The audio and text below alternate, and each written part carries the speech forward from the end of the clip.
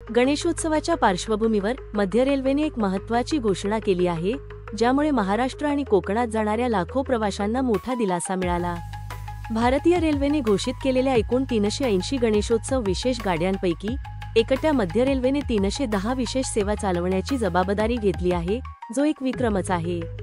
प्रवाशांची वाढती गर्दी लक्षात घेऊन हा निर्णय घेण्यात आला। या घोषणेत मुंबईच्या लोकमान्य टिळक टर्मिनस आणि सावंतवाडी रोड दरम्यान 4 अतिरिक्त विशेष गाड्यांचा समावेश आहे।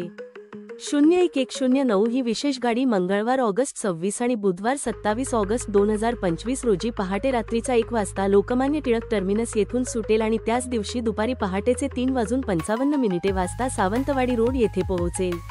परतीच्या प्रवासात 01110 ही विशेष गाडी मंगळवार आणि बुधवार रोजी संध्याकाळी पहाटेचे 5:30 वाजता सावंतवाडी रोड येथून सुटेल आणि दुसऱ्या दिवशी सकाळी 5:10 वाजता लोकमान्य टिळक टर्मिनस येथे पोहोचेल।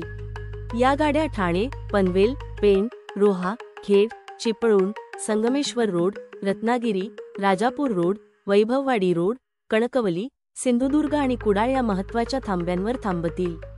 गणेशोत्सवादरम्यान प्रवासाला सोयीचे बनवण्याच्या दिशेने मध्य रेल्वेची ही एक मोठी पाऊल आहे।